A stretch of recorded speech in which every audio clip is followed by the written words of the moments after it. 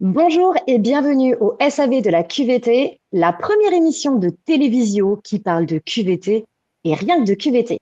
Voilà plus de 2 ans que nous vous donnons rendez-vous tous les mois pour faire le service après-vente de ce qu'on nous a vendu pendant des années. Des croyances erronées sur le travail, sur le monde du travail et de la QVT, bullshit. Chez Wunjo, nous pensons qu'il y a une urgence contemporaine à enclencher une transition comportementale dans nos organisations et également à l'échelle individuelle. Chacun et chacune d'entre nous a un rôle à jouer en ce sens. Chez Wunjo, nous essayons de vous aider à mieux comprendre ce qui fabrique le bien-être au travail et ce qui vient l'entacher. Nous sommes un peu les colibris d'une vraie QVT, celle qui adresse les questions réelles, les questions du travail réel et qui aborde aussi sans tabou et sans concession toute la singularité des vécus individuels. Je suis Emmanuelle Bessez et j'ai le grand bonheur de représenter Wunjo.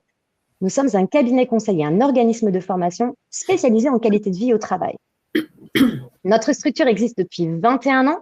Nous relevons de la belle et grande famille de l'économie sociale et solidaire. Notre raison d'être, contribuer à humaniser ou réhumaniser la vie au travail et faciliter et fluidifier les coopérations professionnelles. Nous sommes une boîte un petit peu atypique puisque nous fédérons un collectif de prestataires. Ce sont des indépendants qui sont absolument passionnés, ce sont des experts, ils sont généreux, ils sont joyeux et ils ont régulièrement à cœur de partager leurs connaissances, leurs expertises, mais aussi de témoigner de ce qu'ils vivent sur le terrain et de donner des tips, des astuces, d'ouvrir les yeux pour faire avancer collectivement les sujets qui nous importent.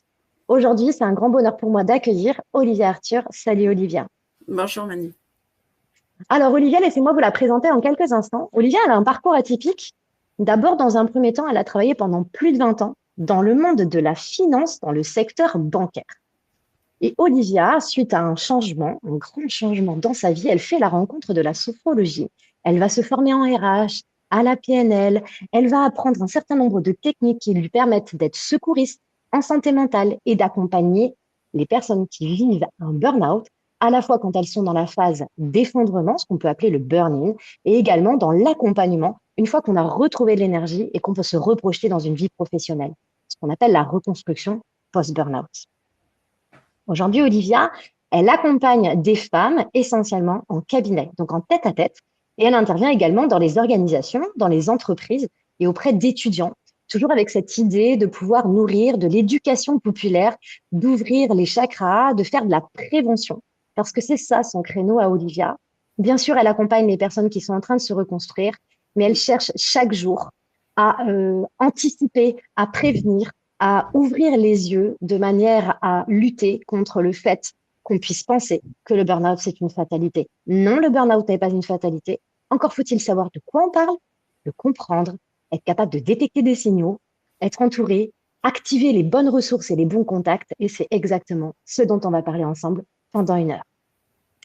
Alors, dans ce nouvel épisode des SAV de la QVT, Olivia va avec toute sa personnalité, sa douceur, sa bienveillance et aussi avec le bagage en fait qu'elle porte à la fois dans son passé professionnel et dans son métier qu'elle exerce depuis quelques années. Elle va vous partager le meilleur de ce qui lui viendra dans l'instant en fonction des questions que vous allez poser. Donc, cher public, vous avez un chat à votre disposition sur la droite de votre écran. N'hésitez pas à poser vos questions, à commenter, à réagir par rapport à ce que Olivia va nous partager, aux réactions qui vont me venir aussi. Cette émission, elle est en live et elle est également enregistrée. Donc, vous recevrez de la part de Webikeo le lien vers le replay si vous souhaitez pouvoir le regarder à nouveau ultérieurement ou le transmettre autour de vous. N'hésitez vraiment pas à écrire dans le chat. On est sur un format qui peut paraître un peu descendant. On utilise le chat pour être dans cette interactivité-là. Alors évidemment, on ne pourra pas répondre à toutes les questions, on ne pourra pas traiter des situations vraiment purement singulières, mais on a un porte-parole, alors un petit peu farfelu pour celles et ceux qui le connaissent, Marco qui est notre standardiste et qui dès à présent est à votre écoute. Allez, c'est parti. Première question. Et allez, vas-y que t'as le téléphone qui sonne jusqu'à tes 29 juillet pendant que t'es en vacances. Et allez, on a la limite du burn-out là, on a la limite du burn-out. Hein. Service après-vente à QVT, bonjour. Oui, bonjour, oui. Oui. Ah ben ça tombe bien, on a Olivia avec nous aujourd'hui. Bon, on va lui poser la question. Olivia, tout le monde Mhm. burn-out, mais c'est quoi vraiment le burn-out? Très bonne question, Marco, merci.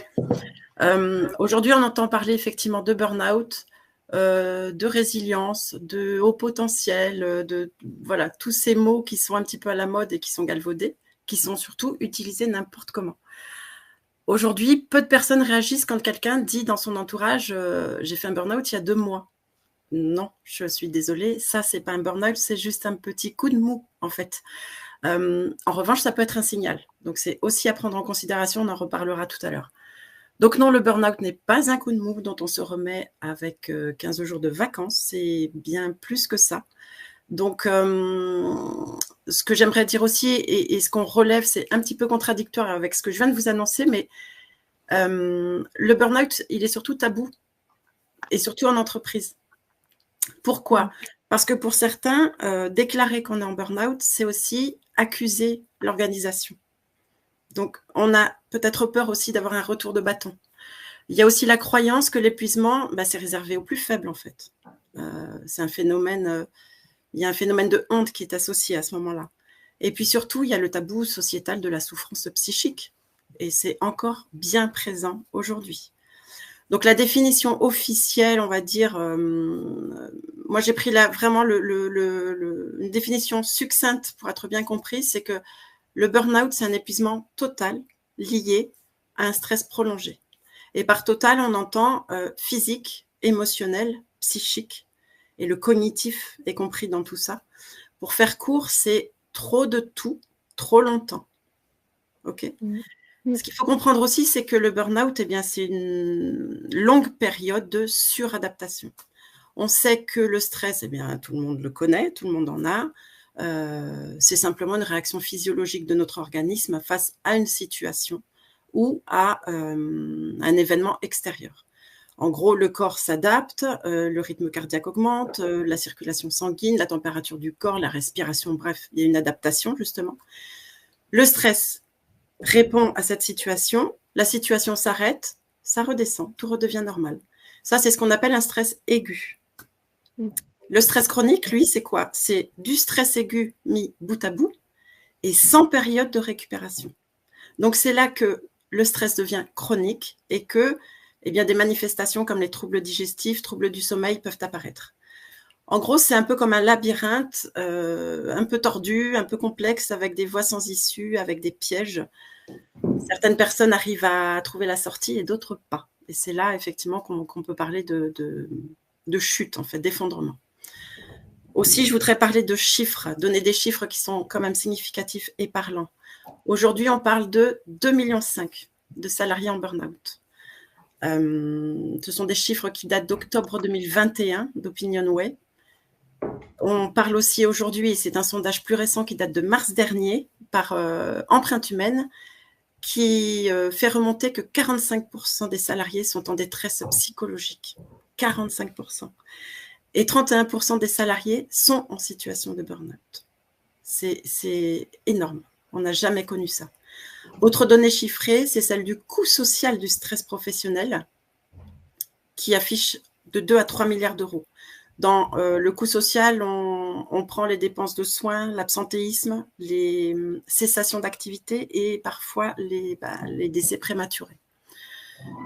Et puis autre chose aussi, post-Covid, on a des catégories qui ressortent un peu plus et qui sont plus touchées qu'avant. Ce sont les femmes et notamment les mamans, les monomamans en fait, qui sont seules à élever leurs enfants, les jeunes de moins de 29 ans et les managers, qui font partie aujourd'hui des catégories les plus touchées. Donc, les conséquences de cette suradaptation se manifestent par une fatigue chronique, une démotivation, des troubles émotionnels. Et quand on ressent ces manifestations, l'action à mettre en place en priorité, c'est une prise en charge rapide qui inclut repos et soutien psychologique. C'est essentiel pour éviter justement l'effondrement. Je voudrais faire aussi le point sur 2 autres notions, puisqu'on parle beaucoup de burn-out, on parle aussi de bore-out. Le bore-out, lui, résulte d'un manque de stimulation au travail.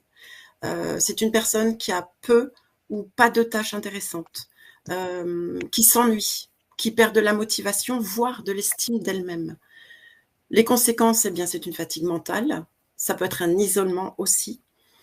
Et les actions à mettre en place, eh bien, là, ça nécessite une redéfinition des missions et un dialogue avec la hiérarchie. Alors, évidemment, quand c'est possible.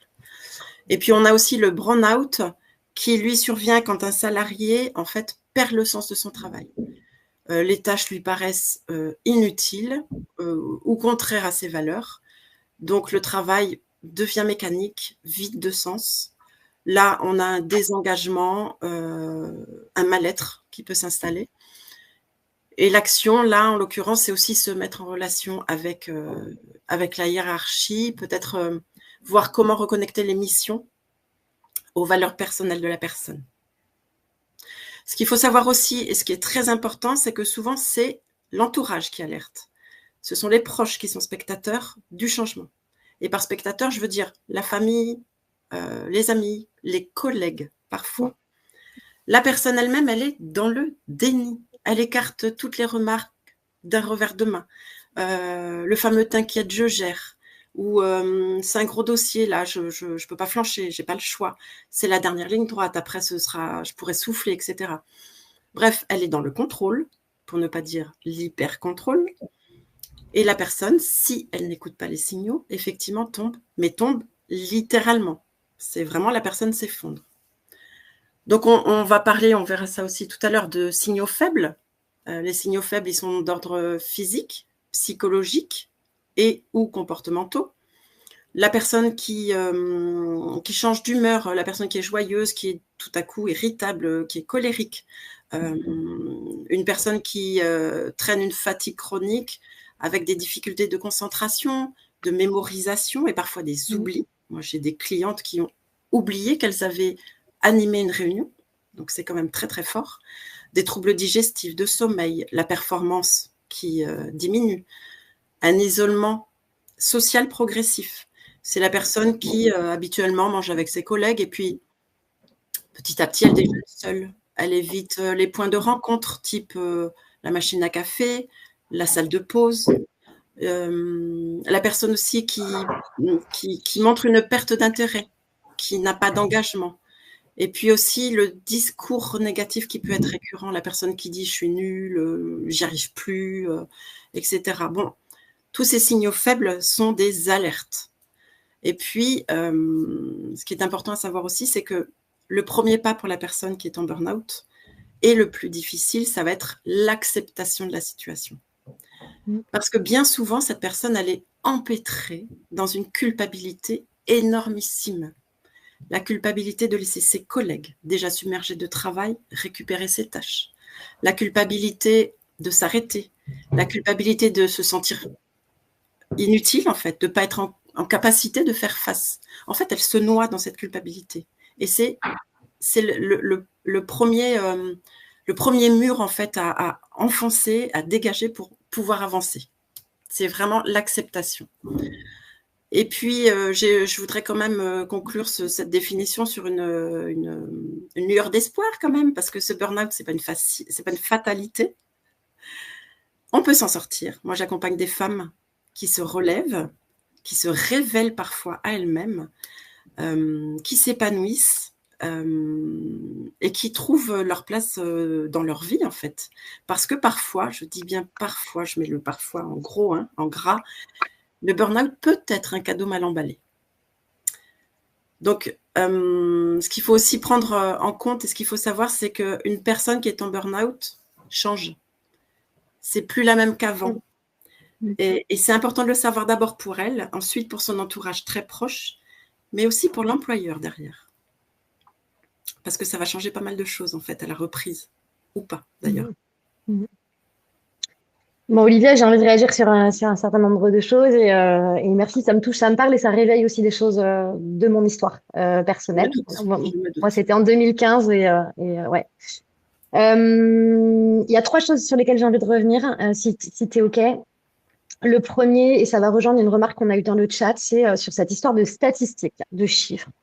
En fait, quand on t'entend et quand on lit des articles un petit peu partout sur Internet, quand on est en veille sur les questions de santé mentale et de bien-être au travail, on a régulièrement comme ça des statistiques qui sont absolument effarantes. Enfin, là, on se dit, ce sont des cris d'alarme par ceux qui portent ces messages-là. Quand on entend 45% des salariés en détresse psychologique, bon, on sait qu'il y en a beaucoup. Quand on va dans les organisations, est-ce qu'on peut vraiment dire qu'il y a une personne sur deux qui est en détresse? On peut aussi remettre un peu en question les stats. On ne sait pas trop d'où ça vient, c'est quoi les échantillons. Bon, pour autant, le sujet n'a jamais été aussi autant abordé. C'est-à-dire que, ok, il y a un tabou à titre personnel, mais de plus en plus de personnes prennent la parole. La preuve en est que toi aujourd'hui t'en parles, que moi-même je peux dire que j'y suis passée, et il y a plein de gens qui témoignent. Donc, par rapport à ce fléau, parce que c'est une véritable épidémie, c'est notre société qui est malade. Complètement. En fait, quand on voit à quel point, comment se fait-il que depuis des années, on voit la chose s'aggraver? Comment se fait-il qu'il y ait des Olivier Arthur à Toulouse, un Wunjo par-ci, un docteur Léchémia par-là, un cabinet comment se fait-il qu'on soit tous éparses comme ça, à hurler? Et finalement, que fait l'État? Que fait, je sais pas, que font les institutions? Parce qu'en ère Covid, quand on avait des statistiques largement inférieures à ce dont on est en train de parler, on a vu le ramdam qui a été organisé. Donc, qu'est-ce qui se passe? C'est quoi qui explique ça, en fait, Olivia, pour toi? Alors, pour en revenir aux statistiques, déjà, c'est déclaratif. Donc, effectivement, on peut toujours remettre en cause ces chiffres-là.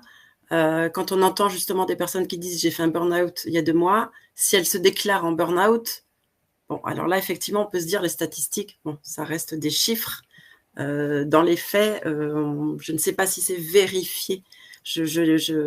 Clairement, je n'ai pas la connaissance de la racine de ces chiffres-là. C'est toujours pareil, la personne qui se déclare en burn-out, est-ce qu'elle se déclare en burn-out parce qu'elle trouve qu'elle est vraiment fatiguée et qu'en fait, pour elle, elle est en burn-out? Parce que effectivement, comme on disait au tout début, c'est un terme qui est galvaudé et malheureusement, on l'entend à toutes les sauces. Est-ce que ce sont des personnes qui déclarent être en burn-out parce qu'elles ont eu justement le diagnostic par leur médecin, par leur psychologue ou leur psychiatre, en l'occurrence? Ça, je ne sais pas. Quant à savoir qu'est-ce qu'on fait, vaste question. 2025 est l'année de la santé mentale. Ok, et alors on fait quoi? Moi, je connais, et tu connais, Sylvia, qui est donc qui a une association qui s'appelle Reboost, on en reparlera un petit peu plus tard, je pense. Elle n'arrive pas à avoir les moyens pour mettre en place des choses, pour actionner des leviers, parce que, et elle s'est adressée aux plus hautes instances, qui répond, en fait, le burn-out, on va s'en occuper, mais un peu plus tard. Il y a des priorités, là. Oui, puis comme de toute façon, ça n'est pas et ça ne peut être reconnu comme une maladie professionnelle, en fait, ça nous sort du spectre légal quelque part. Et je pense que ce sera jamais. Bien sûr. Enfin, moi, je vais batailler dans le sens où il faudrait que ce soit reconnu comme maladie professionnelle. Mais il y a tellement d'enjeux, c'est tellement multifactoriel. On fait plus la séparation entre le pro et le perso. C'est plus étanche tout ça. C'est un tout. C'est pour ça que je trouve que la définition la plus claire et la plus succincte, c'est trop de tout pendant trop longtemps. Ouais. On ne laisse pas son travail à la porte de son domicile et on ne laisse pas ses problèmes perso à la porte du travail.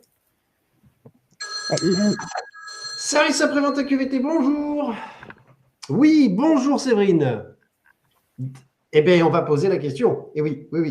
Olivia, quels conseils vous donneriez aux salariés qui ont l'impression de s'effondrer? Les gens veulent des conseils. Ok. Alors,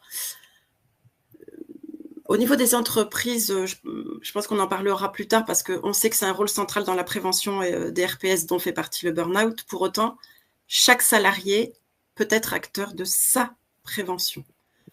J'accompagne avec plusieurs outils, vous l'aurez compris, et notamment j'utilise la web application ma QVT, donc développée par Wunjo, qui permet au travers d'un autodiagnostic de QVT personnel, composé d'un questionnaire, de venir interroger le bien-être de la personne, ressenti au travail. Cet outil permet un état des lieux instantané des ressentis de la personne au travail. C'est plus précisément un questionnement au niveau des besoins, des aspirations de la personne au travail, combien ils sont nourris, et surtout, et c'est là que c'est intéressant, la manière dont la personne le vit. C'est une introspection d'1 heure, 1 h 30 pour faire le point et c'est très intéressant et riche d'enseignements parce que la personne qui voit noir sur blanc le résultat de son autodiagnostic en prend la mesure. Elle conscientise son bien-être ou son mal-être. Elle voit ce qu'il va bien ou moins bien ou pas du tout au travail. Donc, c'est hyper...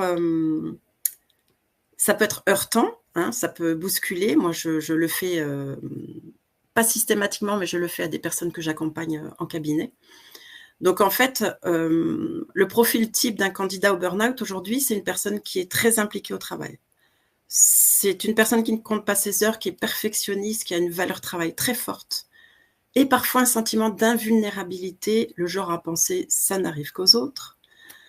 Par conséquent, au niveau des radars de l'outil, parce que vous allez voir ça, mais c'est présenté sous forme de radar et par besoin, l'engagement, c'est une valeur forte chez cette catégorie de personnes.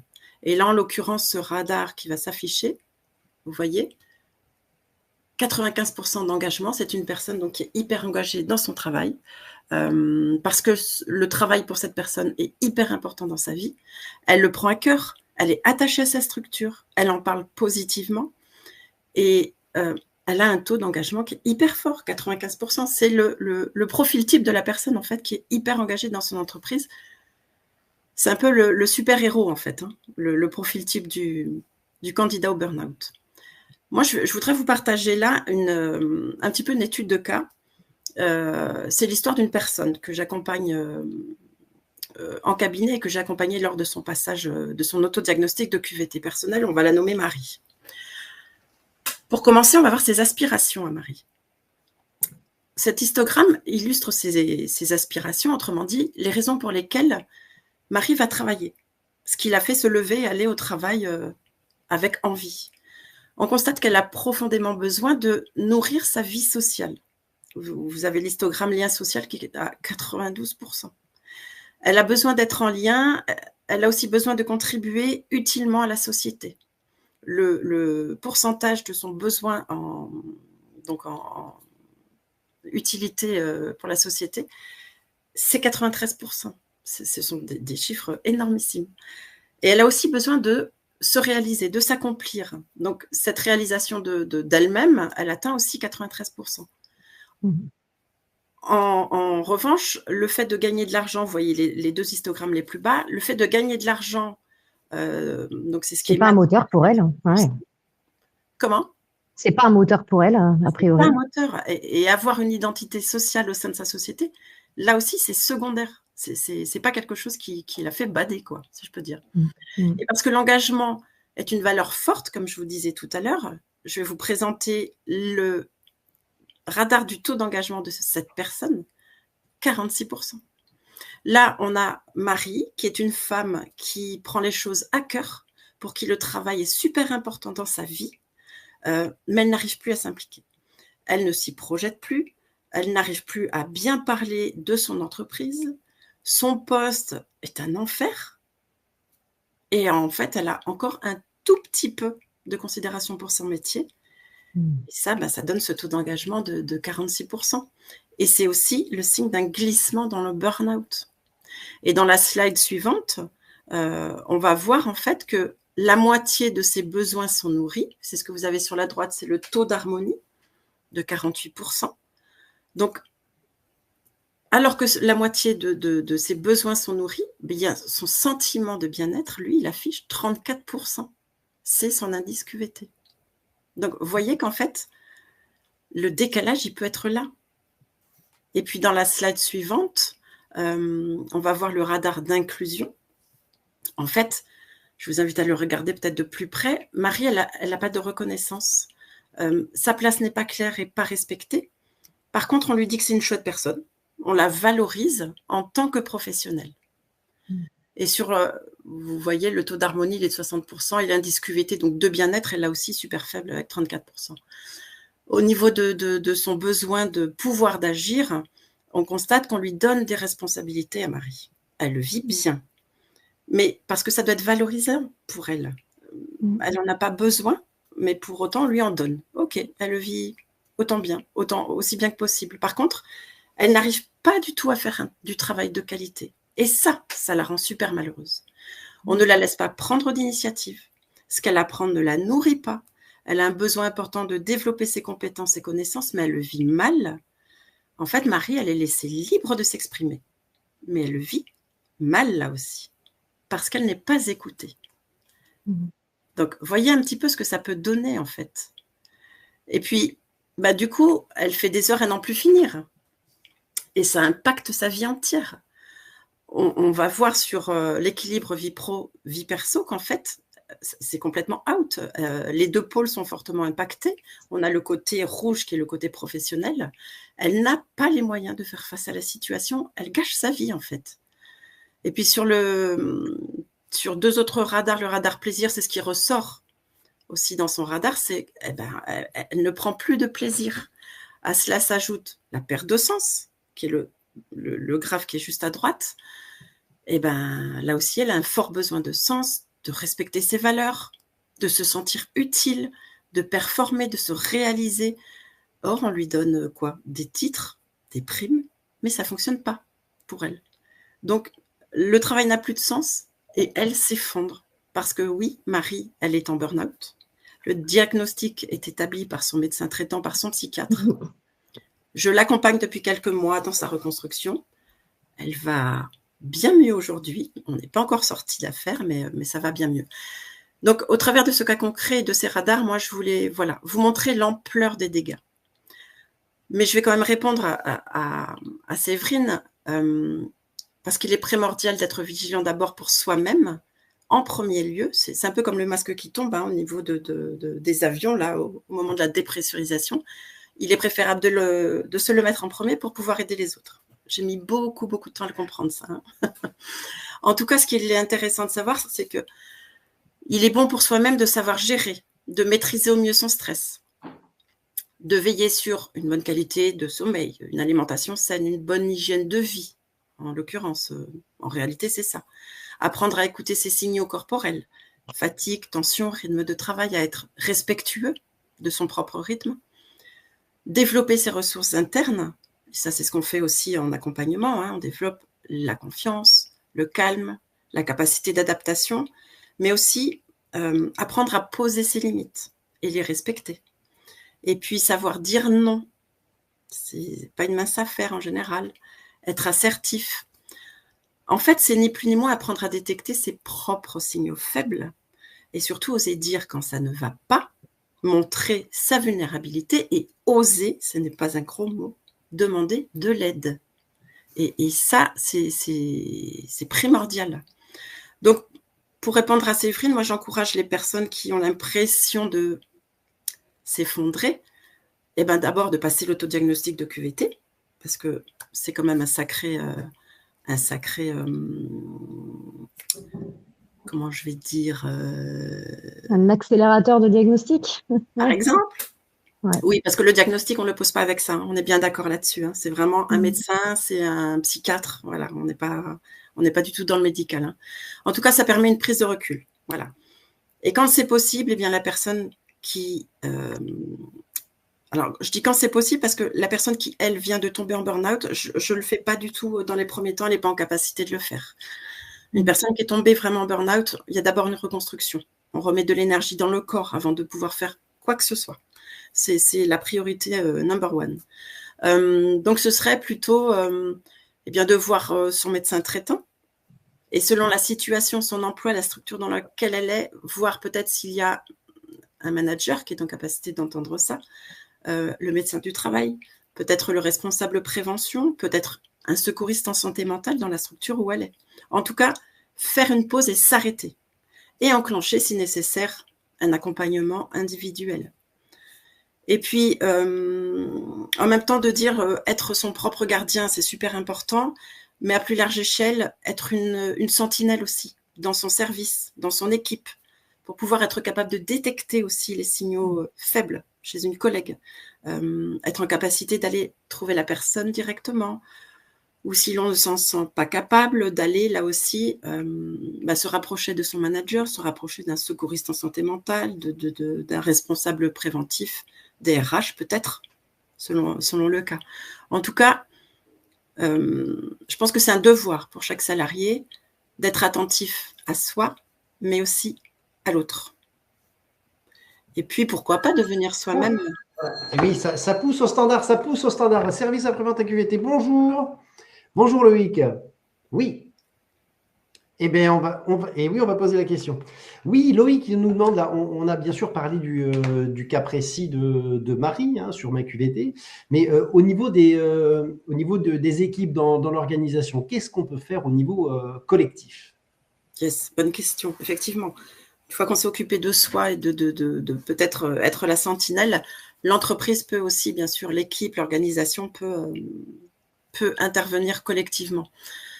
Alors, chacun sait que l'entreprise, eh bien, elle a une obligation et une responsabilité morale et juridique sur ce point de la prévention des RPS. Sur ce sujet, il existe et c'est juridique. Il y a 3 préventions, 3 niveaux de prévention qui sont le primaire, secondaire et tertiaire, à savoir pour le primaire, une prévention pure.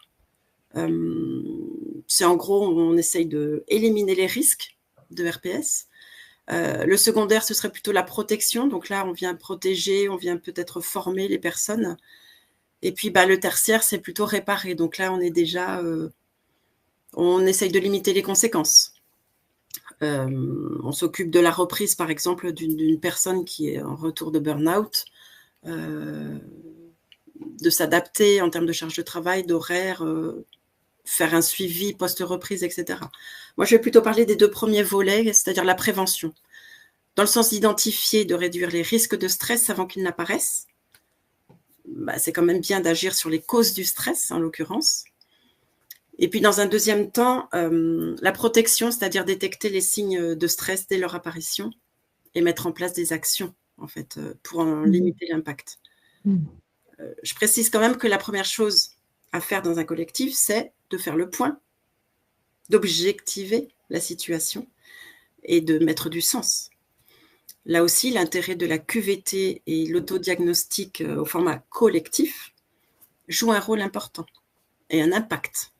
Elle impacte vraiment la mise en place d'un plan d'action, en l'occurrence. Donc, une première proposition, c'est de mettre en place une démarche participative, avec, par exemple, une évaluation régulière des RPS, à l'aide d'enquêtes internes, la mise en place de groupes de parole, peut-être, de diagnostics menés par des professionnels, par contre, c'est-à-dire des ergonomes, psychologues du travail, sophrologues spécialisés dans les RPS. On peut envisager d'inclure les salariés dans les décisions QVT, faire des groupes de travail pluridisciplinaires, c'est-à-dire qu'on trouve du RH, salarié, manager, CSE, vraiment co-construire un plan d'action QVT. Mais par contre, il faut que ce soit fondé sur des besoins réels, donc des sujets repérés, des sujets remontés, donc via les enquêtes internes. Et puis, ça peut être aussi, dans une démarche participative, la reconnaissance, les temps de pause, l'autonomie, le nombre de réunions, ça peut être un sujet. Bref, c'est surtout donner la possibilité aux salariés de l'entreprise de s'exprimer sur les dysfonctionnements qu'ils repèrent. On peut aussi mettre en place une cellule d'écoute. On peut adapter les charges de travail en fonction en cas de signaux faibles repérés, justement, de manière temporaire, j'entends. Après, on peut aussi parler, là ce serait plutôt du côté secondaire, prévention secondaire, les bonnes pratiques, peut-être des formations. Les managers, ce sont souvent des bons techniciens, promus la plupart du temps, mais ils n'ont pas forcément la bonne grille de lecture de l'aspect humain. Certains sont accompagnés, mais ce n'est pas la majorité des cas. Donc, ça passerait là par une formation des managers, des collaborateurs, mais aussi des RH, parce que c'est super important, pour qu'ils soient formés à la détection des signaux. Des signaux de mal-être, des signaux faibles qu'on a vus tout à l'heure. Pourquoi pas sensibiliser avec des ateliers de prévention du burn-out, de gestion du stress, de gestion des émotions, parce que oui, nous sommes tous des êtres humains et que ce soit en entreprise ou en dehors, on est des êtres humains. Voilà, ça aussi, la place des émotions dans l'entreprise, bon, c'est un sujet aussi. En tout cas, développer le management bienveillant, bien traitant, à savoir former les managers à l'écoute active, à l'intelligence émotionnelle, la reconnaissance. Souvent, on cible, on insiste sur ça va pas, ça c'est pas assez bien, ça il faut progresser, etc. Mais en fait, on peut basculer sur un feedback constructif. Ça, c'était super, tu as réussi, vraiment top. Par contre, là, tu vois, il y a un petit point de progression, etc. Faire un feedback qui soit constructif. Les former à l'assertivité, aux soft skills, aux aptitudes en fait interpersonnelles, la communication. C'est un grand mot, la communication. Aujourd'hui, on communique sous beaucoup de formes différentes, mais voilà, dans communication, on met beaucoup de choses, mais est-ce qu'on s'écoute déjà? En fait, toutes ces actions qui sont des facteurs clés de motivation et donc de prévention quelque part. Et puis, je voudrais insister sur la santé du manager. Parce qu'un manager qui doit gérer des conflits dans son équipe, qui reçoit des instructions peu claires, voire contradictoires parfois, qui doit gérer les urgences, entrecoupées de réunions, eh ben lui aussi risque de flancher.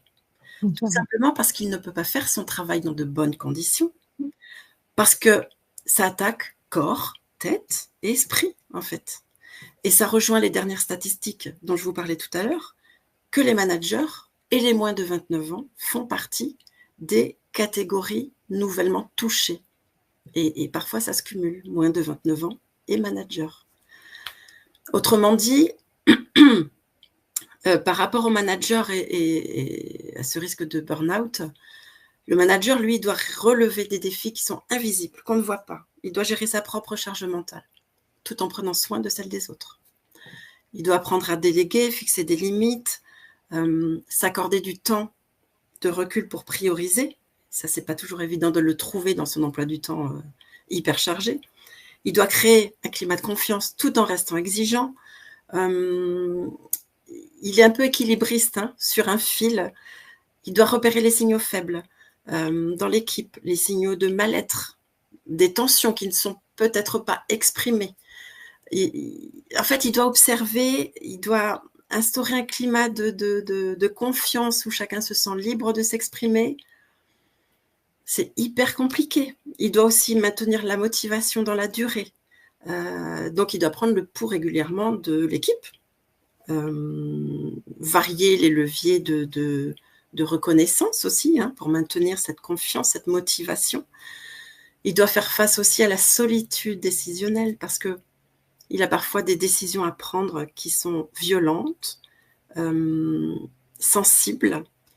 Donc ça, c'est pas évident. Et là, il peut toujours, c'est une proposition, s'entourer de mentors, partager ses questionnements avec quelqu'un à qui il pourrait oser demander conseil, et évidemment tout ça en toute confidentialité. En tout cas, le manager, lui, c'est un équilibriste, vraiment. C'est une situation qui est hyper compliquée. En tout cas, il faut des actions qui relèvent de l'organisation du travail elle-même. Que ce soit la répartition de la charge de travail de manière équitable, et ça sous-entend aussi peut-être de cartographier la surcharge de travail quand il y en a. C'est aussi le droit à la déconnexion. C'est donner plus d'autonomie peut-être pour favoriser la responsabilisation et la participation, voire l'inverse aussi dans certains cas.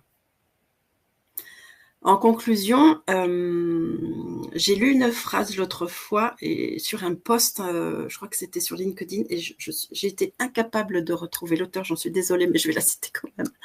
C'est « Les salariés ne sont pas fragiles, ils sont fragilisés par le travail ». Et ça, c'est une sacrée nuance.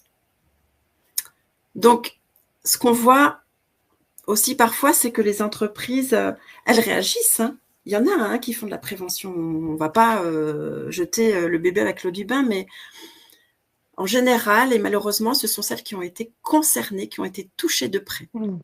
C'est un manager c'est un directeur qui a connu un burn-out. Et là, hop, c'est un sujet hyper d'actualité, hyper brûlant, c'est le cas de le dire.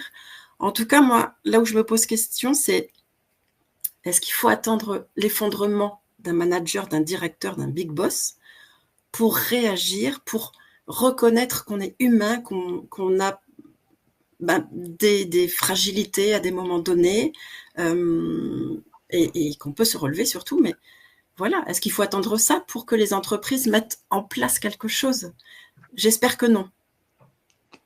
Vraiment.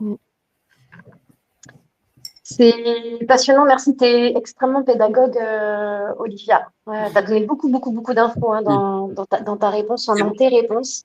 Moi, ce que j'ai envie de partager, c'est aujourd'hui, nous, sur le terrain depuis quelques années maintenant, on est là au service des organisations qui veulent prendre soin des travailleurs. Et les demandes d'intervention sur le sujet de la prévention du burn-out, alors qu'on est plutôt reconnu sur ce sujet-là, elles sont extrêmement maigres. Tu sais, quand tu disais tout à l'heure, il faut attendre qu'il y ait un big boss qui s'effondre. Aujourd'hui, 8 fois sur 10 comptes quand on intervient, c'est parce qu'effectivement, il y a quelqu'un dans l'organisation qui a un pouvoir décisionnel. Et donc, du coup, qui va infléchir l'histoire du plan de développement des compétences, infléchir l'histoire de la charte managériale et du référentiel de compétences des managers, qui potentiellement va renforcer les dispositifs qui sont déjà en place de prévention. Et si on n'a pas ce leader au départ qui... et vraiment, moi, j'ai tellement de solidarité, de compassion pour les RH qui s'époumonnent à essayer de se faire entendre, parce qu'elles-mêmes, elles en sont conscientes. Tu t'en as pas parlé, mais les RH, c'est un profil et une population qui est en première ligne aussi hein, en termes d'épuisement professionnel. Moi, j'ai le sentiment, j'aimerais bien t'entendre là-dessus, Olivia. Moi, j'ai le sentiment que le nœud de tout, il tient en un mot qui s'appelle la honte. Tout à l'heure, tu vois, quand tu expliquais, tu définissais, etc., je me disais, mais en fait, à un moment donné, c'est double peine pour l'individu parce que d'un côté, il doit se reposer et d'un autre côté, il ressent cette culpabilité, donc cette honte de ne pas être à la hauteur et de potentiellement charger les copains. Double peine parce qu'il a profondément besoin d'être soutenu psychologiquement, de demander de l'aide, etc. Et d'un autre côté, il y a cette honte et ce tabou de la santé mentale. Dans les organisations, il y a profondément l'envie de prendre soin du capital humain parce qu'on sait que sans eux, de toute façon, la boîte, elle ne peut pas tourner et il n'y aura pas de perte. Et d'un autre côté, j'ai super honte de pouvoir dire que on a de la vulnérabilité et que nos équipes, ce sont des humains et des humains qui vivent avec des émotions. Et que de toute façon, c'est dur ce qu'on vit, les accélérations de rythme, l'hyperconcurrence, bon, bref. Et donc, j'ai le sentiment que le nœud du sujet, c'est dans la honte du regard que je porte sur moi, que je vais porter sur toi, sur l'organisation. Et avant de te laisser réagir, je me souviens d'une très jolie boîte dans laquelle on est intervenu pour faire des sensibilisations de tout le service RH, de tous les patrons dans les comités de direction des différentes business units, etc. L'objectif, ça finissait de former le service de prévention santé-travail interne, parce qu'à un moment donné, quand aussi en interne, on a des ressources médicales, mais qui n'ont pas la connaissance et la compétence, et où au moment où j'ai demandé l'autorisation de pouvoir faire un petit billet sur les réseaux sociaux pour valoriser cette démarche extraordinaire qu'ils avaient mise en place à l'échelle internationale, ils m'ont dit, non mais en termes de marque employeur, ça serait une catastrophe de faire ça. Ça voudrait dire qu'on affiche que chez nous, les gens souffrent. Voilà. Je crois qu'il est là le nœud, en fait. C'est-à-dire que faire les démarches dans une entreprise pour proposer des ateliers, des formations par rapport à la prévention, il y a deux choses. Soit c'est reçu en disant non, chez moi, il n'y a pas de burn-out. Donc, tu vois, ça rejoint ce que tu décris. Hein. C'est vraiment, on va être montré comme effectivement l'entreprise qui est voilà, touchée par le burn-out, mais c'est affreux en fait. Marque employeur, moins 12, quoi. Et à l'inverse, parfois, des entreprises ou des dirigeants qui peuvent dire, en fait, oui, mais en fait, si on parle de ça, ça pourrait donner l'envie à des personnes potentiellement de se déclarer ou on marche sur des œufs, en fait. Et c'est là que c'est hyper compliqué. On veut prévenir. C'est pour ça qu'on n'avance pas aussi vite qu'il le faudrait. Exactement, c'est marcher sur des œufs. C'est cette honte. Comme je disais aussi au début, il y a aussi cette honte qui est vraiment ancrée là de parler de santé psychique. On en est là encore en 2025. Donc, ça veut dire que le grand message finalement humaniste, c'est de dire changeons de regard sur la vulnérabilité Bien et sûr. acceptons notre humanité, On est tout humain, simplement. exactement. Ouais. On est humain, on est fait d'émotions, on est vulnérable, on n'est pas des machines. Enfin, le système, en fait, est devenu comme ça. L'autre fois, j'écoutais un webinaire avec... je ne sais plus comment il s'appelle. Bref, le changement, en fait, il s'est fait surtout quand, au début, c'était les ingénieurs, en fait, hein, qui étaient... qui organisaient les entreprises, c'était les ingénieurs, donc ils connaissaient le travail, ils savaient de quoi ils parlaient et ils savaient gérer une équipe. Les ingénieurs ont laissé la place à des managers qui sont en fait comment on va dire, des gens qui sont juste là pour répondre aux performances, gestion de personnel, mais c'est tout en fait. Et ils connaissent pas le travail en lui-même en fait. C'est des gestionnaires. Voilà, c'était le mot que je cherchais. Ce sont des gestionnaires aujourd'hui, mais ils connaissent pas le travail. Et la grosse On est différence. passé d'une logique technique à une logique gestionnaire. Ouais. Et l'espoir qu'on peut avoir, c'est de passer à une logique globale. C'est-à-dire, effectivement, il faut de la technique, effectivement, il faut de la gestion, et il y a le troisième pied du tabouret qui manque. Exactement, exactement. C'est ça qu'il faudrait retrouver, c'est que les personnes qui sont gestionnaires connaissent aussi le travail parce que du coup, le lien avec les salariés, avec les managers est beaucoup plus fluide. On a aujourd'hui des gens, je suis désolée, mais qui ne savent pas ce que font leurs équipes. Moi, je l'ai vécu. Hein. Service après-vente à QVT, bonjour. Bonjour Clara. Oui. Eh bien oui, surtout qu'il nous reste assez peu de temps. On va finir avec ça. Bien vu Clara. Merci pour l'appel téléphonique. Moi, je raccroche. Merci Clara. Clara et beaucoup de gens là qui sont donc sur le chat demandent quelles sont les ressources, les solutions, les contacts. On entend pas mal parler de gens qui veulent en savoir un petit peu plus sur qu'est-ce qu'il en est des secouristes en santé mentale. Quelles sont les ressources en fait que les gens peuvent avoir aujourd'hui? En tout cas, quelles sont, toi, Olivia, les ressources que tu peux recommander? Bien sûr, évidemment. Des ressources, il en existe beaucoup. Alors, pour les personnes qui se questionnent, qui pensent cocher plusieurs signes, des signaux faibles, il y a la possibilité de réaliser le questionnaire MBI, qui est en ligne, qui est reconnu, scientifiquement approuvé. Donc, voilà, il en existe d'autres sur Internet. MBI, Mass Burnout Inventory. Oui, ça doit être ça. Pour celles qui se sentent peut-être en stress chronique plus, ce qu'on appelle la période burn-in, c'est-à-dire qui cochent bon nombre de cases, qui se sentent un petit peu glissées vers leur burn-out, d'abord votre médecin traitant, c'est le premier interlocuteur à contacter, à défaut un psychiatre. L'urgence, en fait, c'est de vous extraire du milieu qui vous plonge dans cet état-là.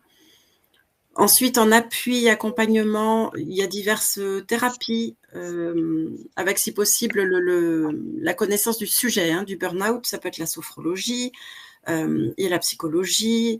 D'ailleurs, la sophrologie et la psychologie, moi, je le vis en cabinet et c'est un super combo. Il y a l'hypnose, il y a plein de choses. Mais il y a aussi et surtout une histoire de feeling avec le praticien. Donc, si ça passe, c'est OK. Si ça passe pas, changez, ne restez pas. C'est contre-productif. Là-dessus, c'est... et puis, pour un soutien plus collectif, il y a l'association Reboost, l'association de notre collègue WAPIS Sylvia, qui est vraiment un endroit où la parole est libérée, où les personnes peuvent venir parler en toute... confiance.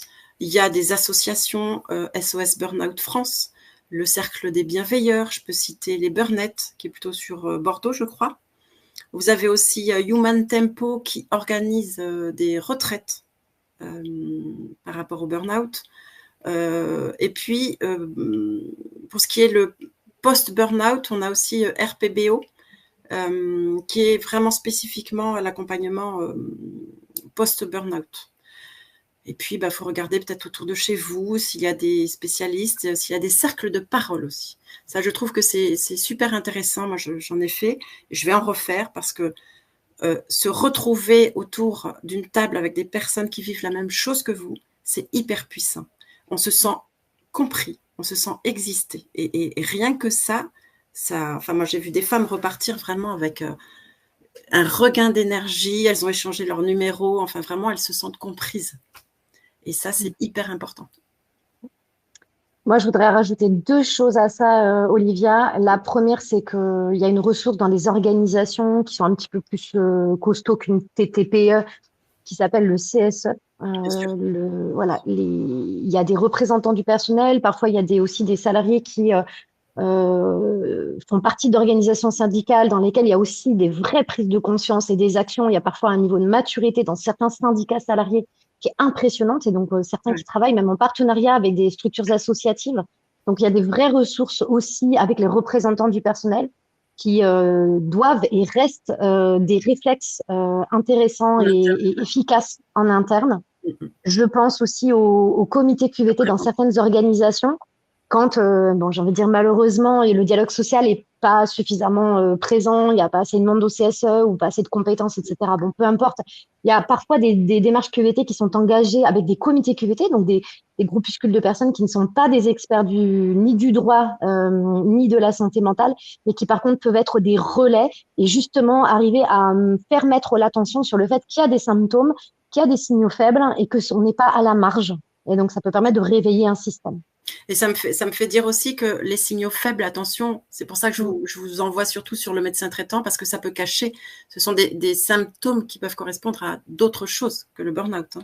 Donc, certains confondent avec la dépression, par exemple, ou effectivement. Et la deuxième chose que je voulais dire, c'est que on a eu le cas dans des très grandes entreprises de situations de burn-out nombreux, puissants, très forts, voire chroniques, avec des rechutes, etc. Parfois allant jusqu'à des suicides. Donc, on a tous 2 ou 3 noms d'entreprises en tête.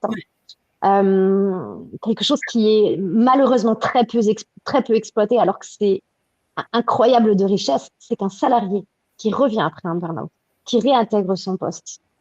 Tu le disais tout à l'heure, il a changé, il y a eu des prises de conscience, il sera quelqu'un de plus éveillé sur le respect de lui-même.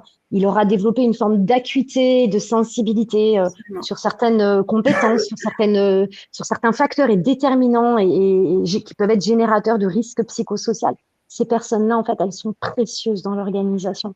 Et souvent, quand on est passé par là, on a très envie de pouvoir contribuer et justement d'être des acteurs de la prévention. Donc, utiliser ces personnes-là plutôt que certaines organisations qui les mettent bien au placard là, en se disant, mon Dieu, ce truc-là, ça pourrait être comme un virus contaminant et exactement, voilà. C'est flippant. Utilisons-les comme des sentinelles, quoi. Ouais, est-ce que tu as un dernier petit truc à dire, Olivia, avant qu'on clôture? De s'écouter. De s'écouter, de s'autoriser. C'est-à-dire que vraiment, quand vous êtes fatigué, mais vraiment au point de rupture, écoutez-vous, en fait. Vous êtes la personne la plus importante dans votre vie. Voilà ce que j'ai envie de vous dire. Bon, évidemment, il est 11h53. Moi, pour éviter de glisser dans le burn-out, je vais aller glisser à la cantine. Et oui, parce que la pause méridienne, c'est important. Donc moi, pour éviter de tomber dans le burn-out, j'ai une solution aussi. Hein, vous pouvez la noter, les amis. Prenez une pause méridienne. Hein. En plus, là, on est en période de fête. Je crois que c'est crustacés, c'est poisson pané. Enfin, c'est que du plaisir à la cantine. Hein. Allez, on se voit à la rentrée. Deux poissons panés pour moi, hein, parce que c'est les vacances là maintenant. Hein. Salut Marco, merci beaucoup. Merci Olivia pour toute cette générosité. J'ai conscience aussi, j'ai vu les remarques dans le chat, il y avait énormément de contributions. Hein. Je pense que c'est l'un des SAV où on a eu le plus de contributions. C'est hyper frustrant, je vous le verbalise, chers participants et participantes. C'est hyper frustrant de ne pas pouvoir répondre à tout. Vous pouvez poursuivre les échanges avec Olivia, qui est une experte au sein de notre équipe. N'hésitez pas à la contacter via LinkedIn, lui faire des petits mails, etc. À être accompagné aussi par elle au quotidien, que ce soit évidemment en cabinet ou à distance. Je vais en profiter pour dire un peu ce que tu fais aussi, hein, Olivia. Cet accompagnement individuel que tu proposes, ça peut être encore une fois dans cette phase de burn-in ou en reconstruction post-burnout. Cet accompagnement que tu proposes, qui est un accompagnement, j'ai presque envie de dire holistique, parce que tu utilises la sophrologie, mais pas que ça. Oui. Et du coaching, de la sophro, ouais, exactement. Ouais. Et puis, si vous avez apprécié la pédagogie, l'énergie et l'expertise d'Olivia, elle intervient en entreprise, je vous le disais tout à l'heure, sur des ateliers de prévention, de gestion du stress, des émotions, sur des aspects parfois aussi plus précis, qui sont des facteurs nourriciers pour notre vitalité, comme par exemple le sommeil. et elle anime des accompagnements aussi individuels au sein des organisations pour Oui. contribuer à être cette sentinelle et intervenir avant qu'il soit trop tard. Mm. Olivia vous fait un cadeau aujourd'hui et Wonjo avec elle. Elle vous a parlé de cet outil qui a été fabriqué par Wonjo qui permet de réaliser ce scanner personnel et d'arriver à mettre des mots sur ce qui se passe pour soi. Et ça devient aussi un outil de pilotage. Parce qu'une fois que j'ai fait ma première photo, mon premier auto-diagnostic, je peux y revenir régulièrement et voir comment les choses évoluent pour moi. C'est un accompagnement qui dure une belle heure. Aujourd'hui, ce qu'on vous propose, c'est de vous remercier de nous avoir suivis, c'est de prendre soin de vous chez Wonjo et Olivia fait partie de cette dynamique-là. On a à cœur d'offrir à la société civile aussi un petit peu de ce qu'on propose dans le monde des entreprises sans coût. Donc, sachez que pour les 20 premières personnes qui flasheront ce QR code et qui rempliront le questionnaire, Olivia vous offrira 1 heure de sa vie pour réaliser votre bilan QVT et Wonjo vous offrira cet accès pour que vous puissiez profiter de cette expérience-là. Et parce qu'on a vraiment envie que vous puissiez voilà, prendre soin de vous et qu'on vous voit le moins possible sur de l'après, en fait, vraiment de l'après, dans cette logique préventive. Si vous avez apprécié Olivia dans toutes les activités dont elle a parlé autour justement de ma QVT et de l'usage de cet outil, en individuel comme en collectif, vous pouvez vous aussi vous former. Si vous êtes un professionnel de l'accompagnement, un psychologue, un thérapeute, un manager, un patron, un responsable QVT, un QHSE, un RH, bref, quelqu'un qui est en charge de la QVT et qui a envie de pouvoir offrir des espaces privilégiés pour pouvoir prendre soin des gens. Vous pouvez devenir une sentinelle de la QVT et venir vous former chez nous. On a une école de formation en 3 niveaux et c'est le premier niveau qui permet de savoir accompagner un individuel. Dernière petite chose et puis on clôturera.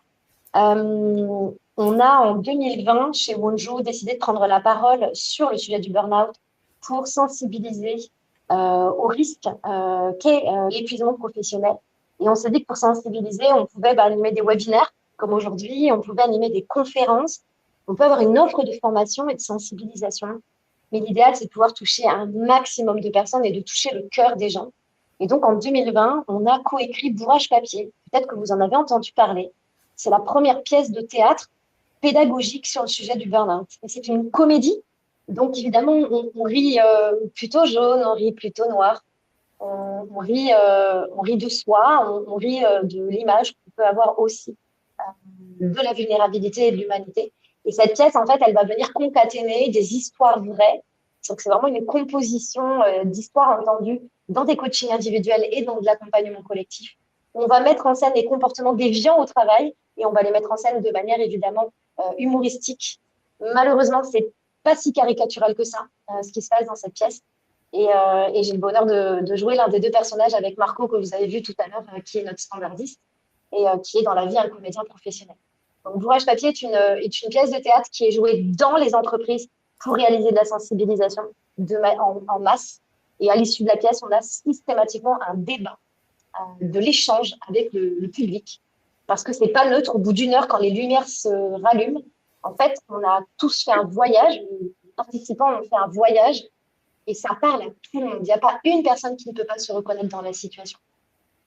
Donc voilà, c'était important pour moi de vous en parler parce que c'est un format hyper atypique et intéressant. Olivia vous a parlé du fait de prendre soin aussi des collectifs de travail et de la responsabilité de l'employeur. On a créé en novembre 2022, donc ça fait déjà un petit moment, la fresque de la QVT, qui est un séminaire qui permet de réunir des équipes et de réaliser ces diagnostics individuels et de faire ces baromètres collectifs qui permettent de prendre collectivement conscience des sujets que vit le collectif. Alors, à la fois, tout ce qui est très chouette et tout ce qui nourrit l'engagement, la motivation, qui donne envie de se lever le matin et qui permet chaque jour d'être au boulot et de bien faire son travail, et aussi d'aller regarder sans déni pour le coup, avec une parole libérée, les facteurs qui sont pathogènes pour l'expérience du travail. N'hésitez pas, si vous avez aimé ce SAV, s'il vous plaît, à commenter, à liker. Webikeo va vous envoyer un petit système de notation. C'est important pour nous. On essaye de s'améliorer chaque jour depuis un peu plus de 2 ans, de trouver des thématiques qui peuvent vous plaire. Et puis, vous pouvez retrouver tous nos précédents SAV directement sur notre chaîne YouTube. Aujourd'hui, c'était le 23e. Donc, voilà, on tient le rythme On se retrouvera à la rentrée. Voilà, il y a une très belle richesse sur notre chaîne YouTube avec beaucoup de replays. Je pense que vous avez largement de quoi vous occuper si vous vous ennuyez au bord de la piscine sur votre transat et que vous avez envie de lier l'utile et l'agréable. Olivia, je te remercie pour toute ta générosité, pour ta pédagogie. Merci à toutes et à tous d'avoir été là. Bel été. Si vous n'êtes pas encore partis en vacances, kiffez, profitez, déconnectez. Et dites-vous que se reposer, c'est aussi